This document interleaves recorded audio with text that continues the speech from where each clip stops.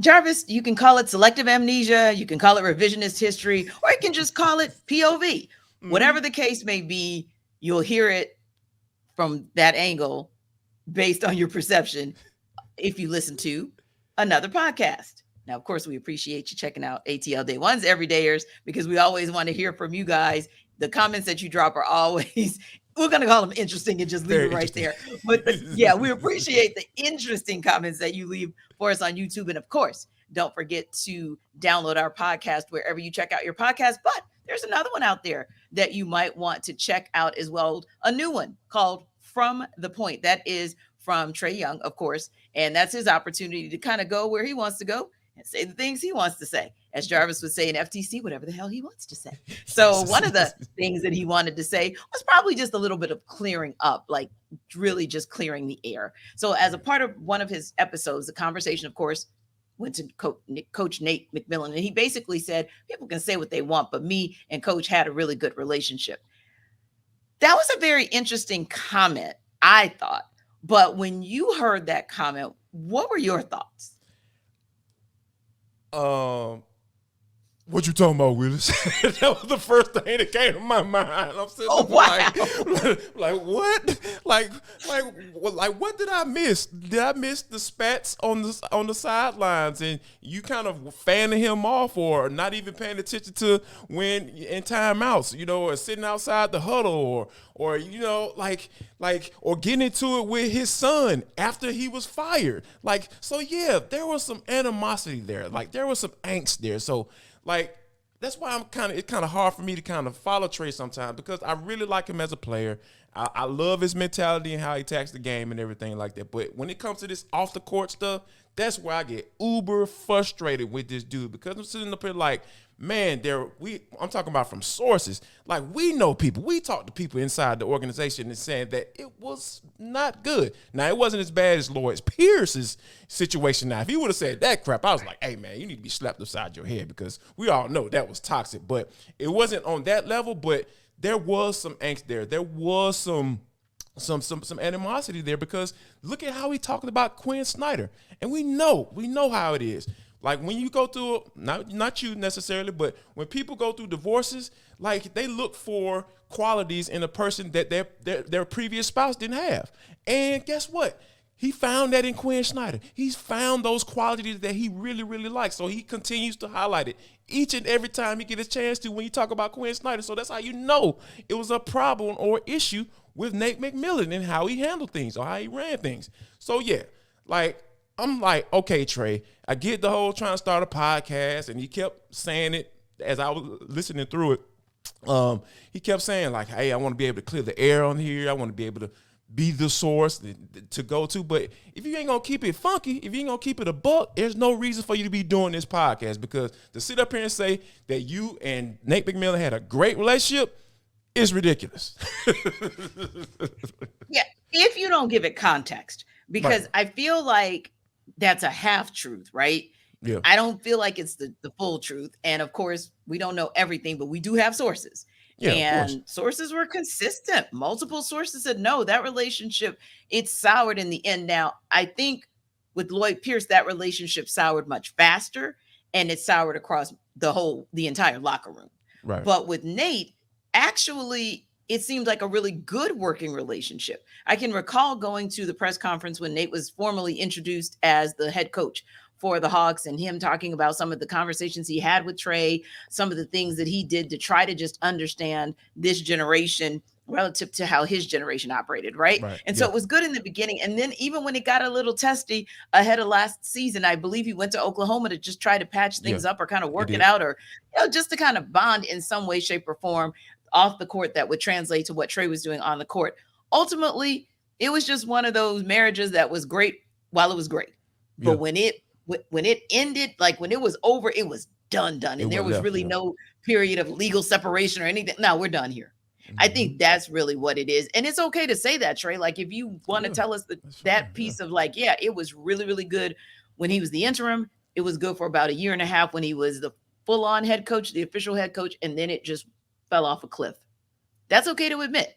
And you Yeah. can even say that was two-sided, right? It doesn't Mm-hmm. have to mean that just because it went off a cliff that we think it was all your fault. That's not what we were saying. But yeah, that one was interesting to me because I thought, well, kind of flies in the face of what we've heard from a lot of our sources. Now, what does not fly in the face of what we've heard from sources and what we said ourselves was the Nuggets winning Yes. game one against the Heat. Golly, T. We thought that's what it was going to be. I think the line was what, 8.5. It went up to 9 by Mm-hmm. the end of the day, and of course they end up winning by 11, 104-93. But the real story is this, and this is the question I wanted to kind of pose to you. We talked about it pre-production, but I'm going to pose it slightly differently, and that is this: not necessarily, well, from your perspective, which Heat team do you think is the one that we're going to see show up? Because if the question becomes, okay, are the Heat done? Well, what's the definition of done? Like, what's the definition of finished? Like, what's the definition of this being over? Let me start right there. Well, I put it like this. Like last night kind of reminded me, as I was sitting there watching that game, it kind of reminded me of the Celtics Heat series, right? And follow me here a little bit. Because the Heat weren't able to make shots. They were getting shots. They were getting opportunities to make shots, but they just weren't falling. And a lot of times that backup plan in the playoffs, like you have to be able to have that. You have to be able to go to that at times because at the end of the day, you're not going to make all those shots all the time. You know what I mean? So, and I feel like the Celtics, they didn't have the answer. When they weren't making shots, it was just like, okay, here we're going to take this L tonight and hopefully we can make shots in the next game. So that's why I started to feel like, okay, the Heat might be in trouble because I mean, true enough, Joker dropped the triple-double and all that stuff, but Jamal Murray was handling things. He was the leading scorer, and doing his thing like he was. But I think at the end of the day, like the Heat are going to be in serious trouble if they don't have a backup plan to go to if their shots aren't falling. And if their shots aren't falling, like you can see how Joker made that game look easy. Like it was just like finding the guys. When they switched to the zone, he was able to, get up into the middle of the paint and find the open man who was cutting to the basket. He just made things look really simple last night. And I think that if the Heat aren't sitting right now, Eric Spoelstra isn't sitting right now as we speak, trying to figure out a way to come up with a game plan from offensively when those shots aren't falling, like they're going to be in some serious trouble, I feel.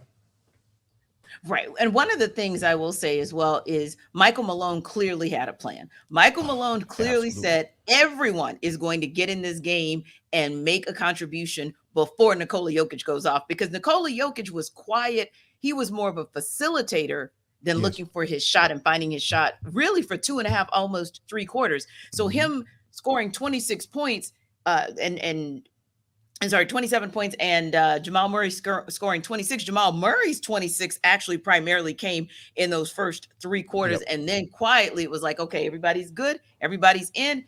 Then I'm going to work. So it was really beautiful to see, to the point where only 3 other times have we seen 2 players on one team have a 20-10 night as it relates to points and assists. They're in company with Michael Jordan and Scottie Pippen, who did it twice. Magic Johnson and James Worthy, who did it once. That's how amazing they were. But that said, up by 24 points, the Heat are still a scrappy bunch. They got that lead down to 9 points. And if Bam Adebayo's shots would have just fallen a little bit more, and if they would have been a bit more aggressive getting to the free throw line, then maybe that would have made it different. I still think the Nuggets would have won, by the way. But I think that's why, for me, the series is not over. I still call it a 6-game, maybe 7-game series, only because there are those 2 pieces. Yeah. You got to be more aggressive. You got to get to the free throw line and slow the game down when your shots aren't falling. Yeah. And that'll give you the opportunity to maybe figure some things out, like, okay, I'm slowing it down. I'm getting to the free throw line to whittle away this lead that the Nuggets have. And then I can figure out maybe somebody will get a hot hand in the interim, right? Yeah. Because we called out our X factors. Bam Adebayo was an X factor for me. He had virtually the same line he'd had the first 2 games, 26 points, 14 rebounds. I mean, the stat line was the same. So to your point, the others have to be able to do what they're supposed to do. They've got to make their shots hit, and they've got to do things. They've got to play with the basketball IQ that you and I had called out. I saw several times where they were rushing shots early in the shot clock. Not necessary. Just be the smart team you were against Boston, and I think you'll be just fine. We'll see Sunday night whether or not they'll be just fine. We shall see. But, again, everydayers, what are your thoughts? I mean, I think that there's still opportunity. I don't know, Jarvis. You sound like you're calling it in 5 games, but yeah, about 5. 5. Yeah, Jarvis is calling it in 5 games. I'm giving it still 6, 7 on a. I don't know. 7, I only say because you got to watch out for the injuries. Michael Porter Jr. took a nasty fall last night, and that concerned me. Me. But everydayers, like we tell you all the time, give us your comments. Let us know your thoughts. And one of these good days, you never know, you might hear us call your name out. You know how you'll know? If you continue to check out ATL Day Ones on YouTube or wherever you download your podcasts.